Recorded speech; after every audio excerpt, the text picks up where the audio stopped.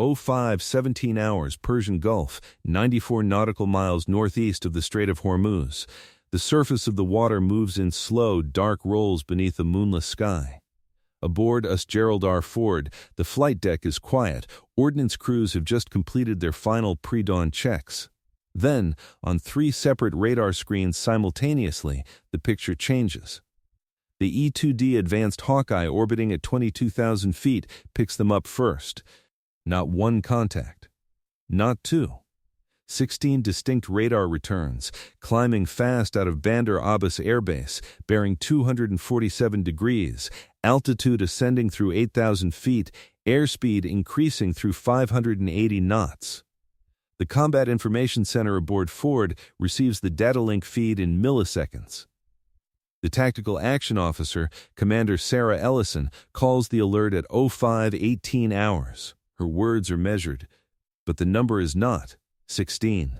16 MiG-29 Fulcrums flying in a tight multi-axis formation, inbound on a direct intercept heading toward Carrier Strike Group 12. The stakes resolve immediately. A Carrier Strike Group is not merely a ship, it is a sovereign projection platform carrying 75 aircraft, 5,000 personnel, and the full weight of national deterrence doctrine. The clock begins. At 05 19 hours, Rear Admiral James Carver aboard Ford authorizes Strike Group Condition 1, full battle stations. General quarters claxons reverberate through every deck of every vessel in the formation. USS Leyte Gulf, the Ticonderoga-class cruiser maintaining plane guard position 8 nautical miles to the southwest, begins rotating her Spy 1B radar arrays to maximum power. 2 Arleigh Burke-class destroyers, US Stout and US Cole, accelerate to intercept positions on the northern and eastern flanks. The battlespace is being shaped in real time. The E-2D Hawkeye, callsign Nightwatch 01, establishes positive track files on all 16 contacts. The MiGs are climbing through 18,000 feet now, accelerating toward Mach 1.1. They are not squawking if. They are not responding to guard frequency.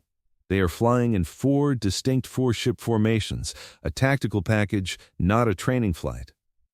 Threat assessment elevates from probable hostile to hostile in under 90 seconds.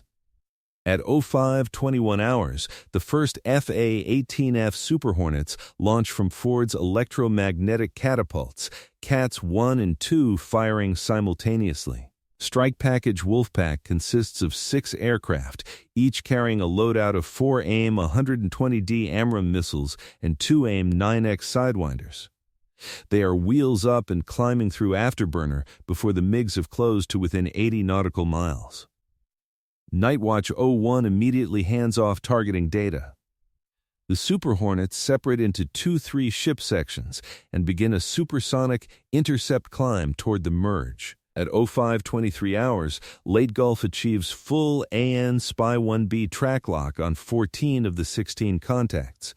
The remaining 2 are momentarily obscured behind a low radar horizon, a deliberate tactical move. The Ticonderoga's Aegis Weapon System computes firing solutions. The Mk-41 vertical launch system sits loaded and ready, a total of 26 Standard Missile 2 Block IDIB rounds prioritized for the engagement queue. Range to lead contacts, 74 nautical miles and closing at a combined closure rate exceeding 1,100 knots. Time to intercept without defensive response, under 4 minutes. At 05 26 hours, the engagement envelope opens. Wolfpack lead Lieutenant Commander Marcus Holt calls weapons free at 68 nautical miles.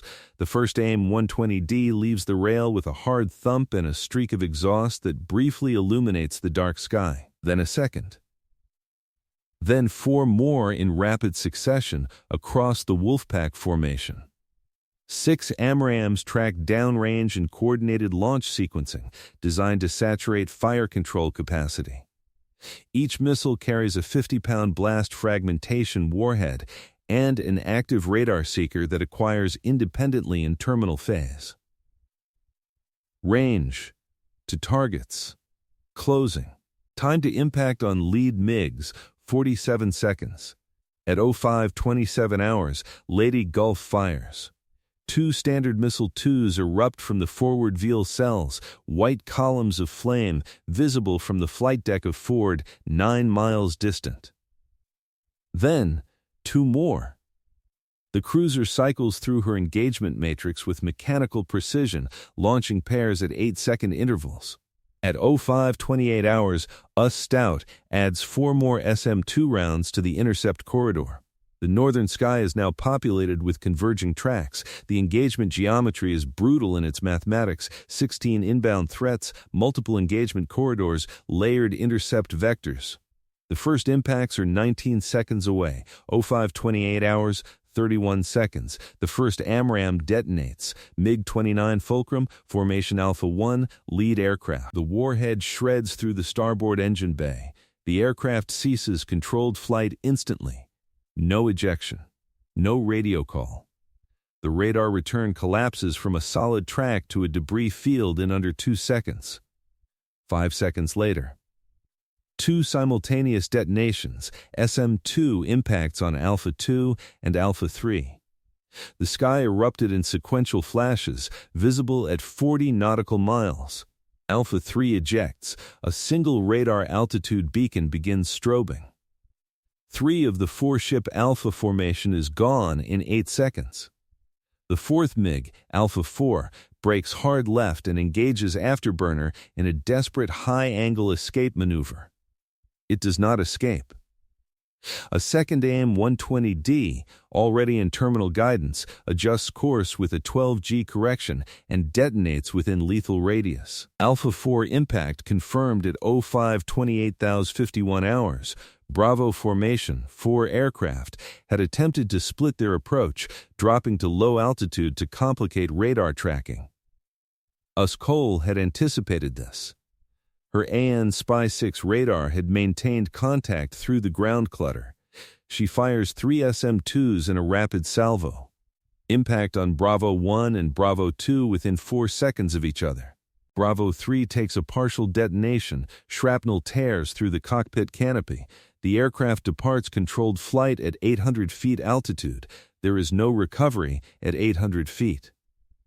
Bravo 4 turns hard and deploys chaff, a cloud of metallic decoys that blooms brilliantly on radar. The incoming AIM-120D ignores it. Direct hit. Bravo formation, eliminated. Charlie and Delta formations, 8 aircraft, had remained higher, flying at 28,000 feet in what analysts would later identify as a deliberate decoy architecture. They were intended to draw the AMRAAM engagement while Bravo attempted a low-altitude penetration. The tactic was tactically sound on paper. In execution, it encountered Wolfpack Section 2, 3 Super Hornets that had climbed to 31,000 feet specifically to address the high-altitude threat axis. Wolfpack 04 through 06 Ripple fired their remaining AMRAAMs into Charlie formation at 52 nautical miles. 12 missiles total in the volley. Charlie formation had no effective answer. Their R-77 air-to-air missiles, the Russian export equivalent of the AMRAAM, had a maximum range of approximately 80 kilometers under ideal conditions. They were not in ideal conditions. They were being engaged from above at closure rates that compressed their reaction window to seconds. Charlie 1 through Charlie 4, destroyed in 23 seconds. 4 aircraft. 0 survivors. Delta formation, the final 4 MiGs executed an emergency split. 2 aircraft turned northeast toward Iranian territorial airspace.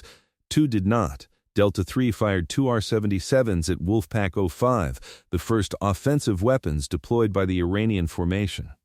Wolfpack 05 broke hard, dispensed flares, and defeated both missiles with a combination of countermeasures and a supersonic beam maneuver. The pilot then re-engaged. AIM-9X Sidewinder.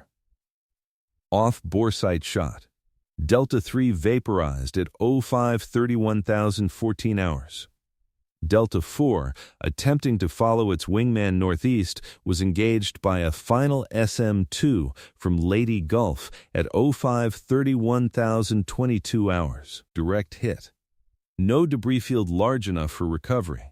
The two retreating aircraft, Delta I and Delta II, crossed back into Iranian airspace at 05:32,007 hours. 05:34 hours, 17 minutes after initial contact. Silence. No ordnance struck us, Gerald R. Ford. No ordnance struck any vessel in Carrier Strike Group 12. The nearest inbound contact had closed to within 31 nautical miles of Ford's hull before Intercept, never within range to successfully deploy its primary air-to-ground or anti-ship weapons at effective parameters. Damage assessment across the strike group, 0. Personnel casualties within the CSG, 0. One Super Hornet, Wolfpack 05, sustained minor hydraulic line damage from proximity debris during the Delta III engagement. The aircraft recovered aboard Ford at 05:58 hours under its own power. Of the 16 MiG-29 Fulcrums that departed Bandar Abbas, 14 were destroyed. 2 returned. Iranian pilot fatalities, estimated 13 confirmed. 1 possible survivor from the Alpha 3 ejection, location and status unknown. Search and rescue assets were not dispatched into contested airspace. The rescue beacon from Alpha 3 strobed for 4 hours and 11 minutes before going silent. Munitions expended by CSG-12, 22 AIM-120D AMRAAM rounds, 14 Standard Missile 2 Block E rounds, 2 AIM-9X Sidewinder missiles. Total engagement duration from first missile fire to last confirmed kill, 3 minutes and 41 seconds. The tactical lessons were immediate, and they were unambiguous.